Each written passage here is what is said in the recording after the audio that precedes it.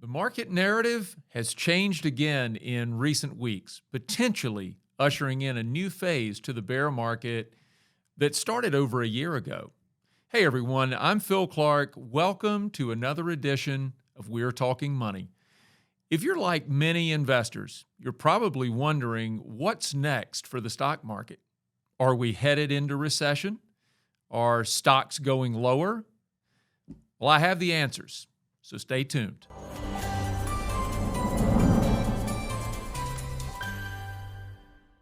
January started with a bang. Stocks were soaring and investors, they were opining how the downturn is behind us now and we've entered a new bull market. In my view, it's easy to see why markets suddenly seem to be flashing the all clear. This is a classic case of crowd following. Let's talk about it. Allow me to go back in time to set the stage. Now, let's start with January 2022. The markets were doing well until credit began to tighten, and the tightening became embedded by October of 22. Major indexes had fallen some 28%, despite earnings reports that were mostly positive. This was the first phase of what we will call a repricing of assets. And it was based on the rising cost of capital. Interest rates were going up, cost of capital was going up. Price to earnings ratios, they came down even though we had positive earnings. At that time, suffice it to say, there was plenty of fear in the air. Now, keep in mind that markets have come to expect the Federal Reserve's intervention when things get tough. Naturally, with the sell-off happening across much of 2022, investors wrongly assumed that Federal Reserve Chairman Jerome Powell, our federal chair, would pivot, that he would intervene. He would stop raising rates and maybe even lower them prematurely. Now, this kicked off a so-called new bull. Everyone's talking about it. I'm going to say there's definitely some kind of bull going on here, if you know what I mean. Now, just as this reversal began, earnings finally started to decline. So the rising interest rate environment is beginning to take hold. You might recall in another show just a few weeks ago, actually, I stated that investors might be ignoring the fundamentals. Well, what I just described is precisely what I meant. Look, when earnings are coming down, stocks should not be rising.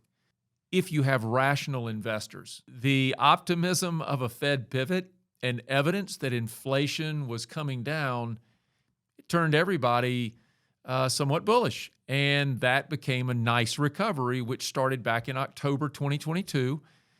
And it's lasted through January and really through most of February. Now, we did see a pullback in February, but for the most part, that rally began in October and led through well into February.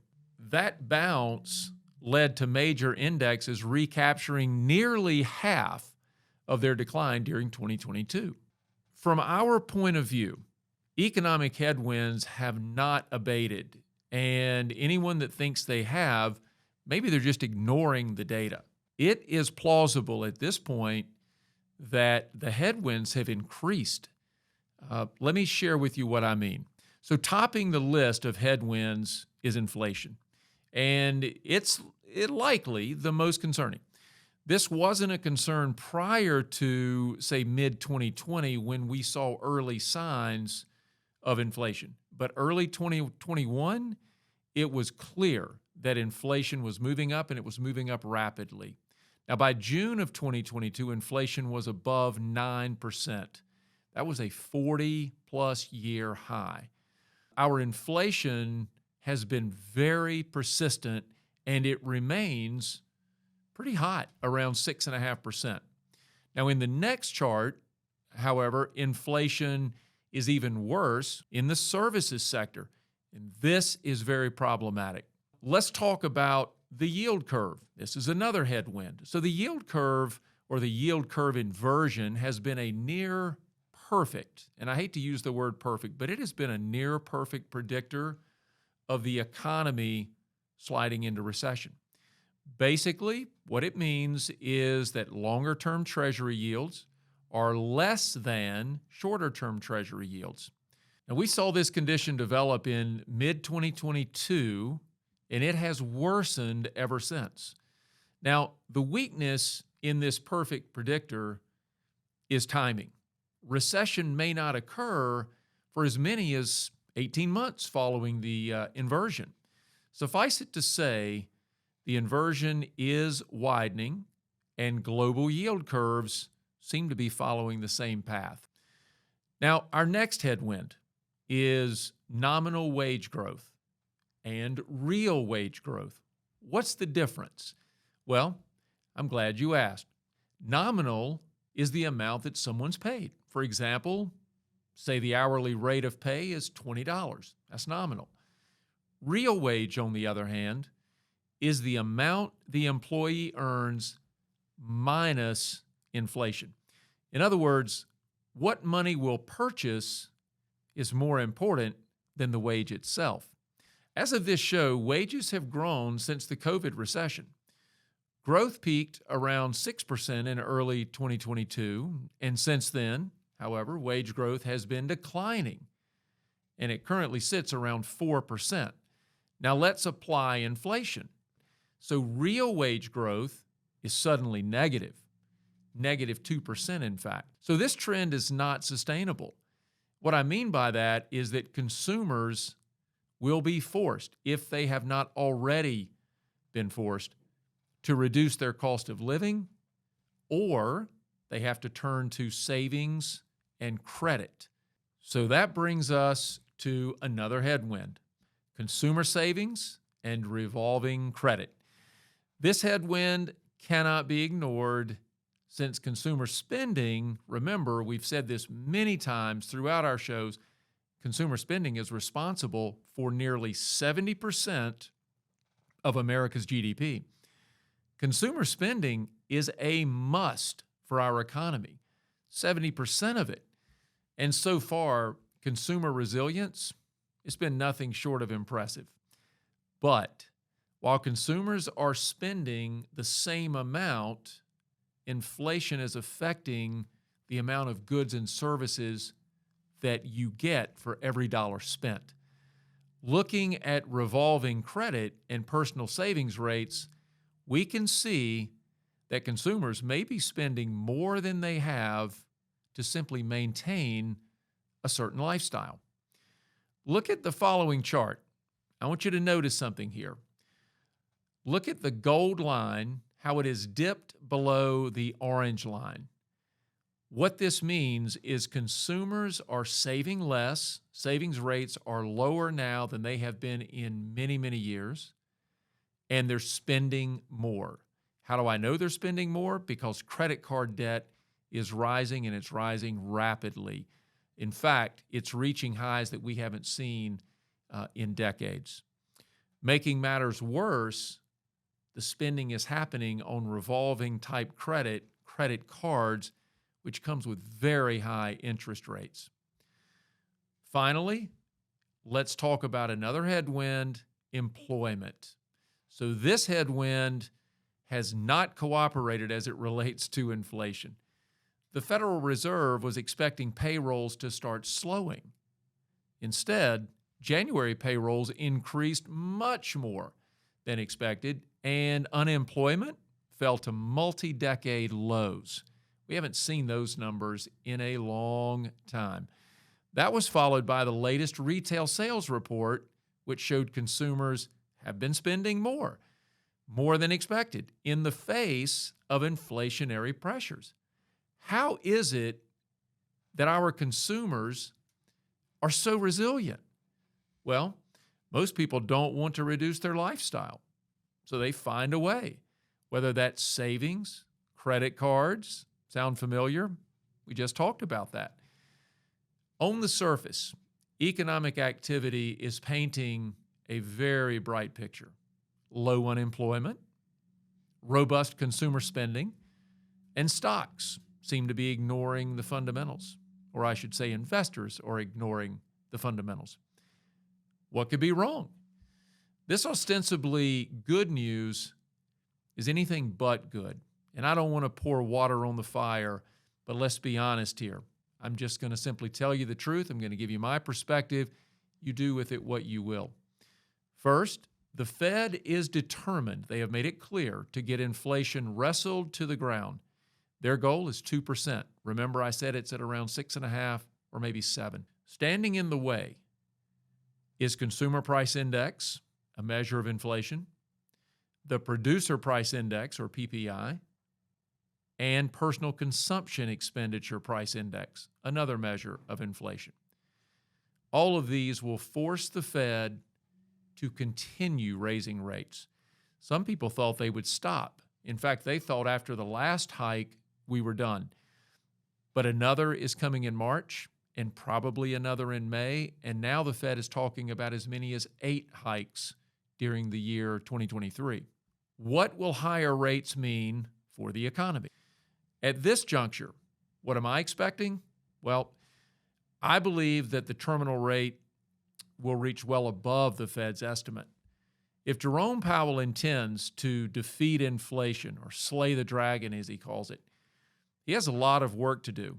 And I am confident in saying his soft landing theory is no longer plausible. In fact, I don't believe it's been plausible for some time. Higher rates will further invert the yield curve. They're going to raise the cost of capital. We've talked about that. And ultimately, these things will drive down asset prices as they slow spending. All of that will make things more affordable. But to get there, we'll have to go through a recession. Now, another hallmark of raising rates is deteriorating profits.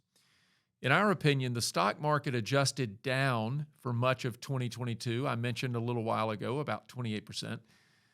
But was it enough? That's the ultimate question now. Was the correction in 2022 enough? So looking at earnings and forecast across 2023, based on how earnings estimates have been progressing, earnings on the S&P 500 is likely to finish in the negative for 2023. So let's talk about the outlook for stocks. Inflation has come down some, but it's getting sticky at this level. It was at 9.1. We're down to 6.5 to 7, but it's not moving very quickly, not the way it did in the early stages of this fight against inflation. But we are a long way from the Fed's target rate of 2%. The jobs numbers were surprisingly high in January, which moved the unemployment number down. Clearly not what the Fed wanted to see. And then real wages are negative. Consumers appear to be saving less by the data, and they're spending more on their credit cards. All this is wrapped with a yield curve that has been inverted and a debt ceiling dilemma that will most certainly end with theatrics and ultimately the 79th raising of the ceiling. It's hard to imagine stocks doing well against that backdrop. Hardly the conditions, in my opinion, for a soft landing. Nevertheless, the more important question for investors is whether last year's decline in valuations, meaning those PEs coming down by about 50%, was it enough to offset this year's earnings contraction? Earnings are coming down this year, and so fundamentals become extremely important. This will be a stock picker's market without question, and I'm so glad that our firm is an active manager. This will be a year that stock picking becomes very important. So, did earnings, or rather, did the price to earnings ratios come down enough last year? If so, we're likely to see what I believe will be a sideways market for the remainder of 2023. If not, I imagine we have not seen the bottom. Now, everyone may not agree with that, but I believe if we didn't get a large enough correction last year, we could see a continuation of the sell-off. On a positive note, I believe that a lot of the pain for stocks was front-loaded in 2022. That's a good thing, but I don't believe it was enough.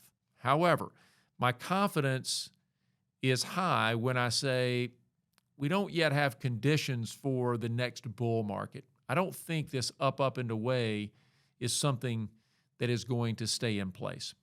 Until we do, our portfolios here at OmniStar, they will remain defensive. They have been for some time, and they have become more defensive. And we will remain that way until we see appreciably better undercurrents in the global economy. In next week's episode, we'll be talking about how to save for retirement, what it means, how much you need to save, what it's going to take to have a successful retirement. That's all for this edition. We'll see you next time on We're Talking Money. Thanks for joining us on We're Talking Money. If you'd like to learn more, check us out at omnistarfinancial.com. Subscribe to the show on YouTube, follow us on Instagram and Facebook. Tell us in the comments section what topics you'd like to hear in upcoming videos. If you enjoyed the show, give it a thumbs up and share it with friends. This podcast is a publication of OmniStar Financial Group. The content is developed from sources believed to be reliable and accurate with all information. The information in this material is not intended as tax or legal advice and may not be used for the purpose of avoiding any federal tax penalties. Please consult legal or tax professionals for specific information regarding your individual situation. The opinions expressed and material provided are for general information and should not be considered a solicitation for the purchase or sale of any security or service provided by OmniStar. All expressions of opinion reflect that of the authors and are subject to change. Any distribution, use, or copying of this podcast, other than the intended recipients, is prohibited.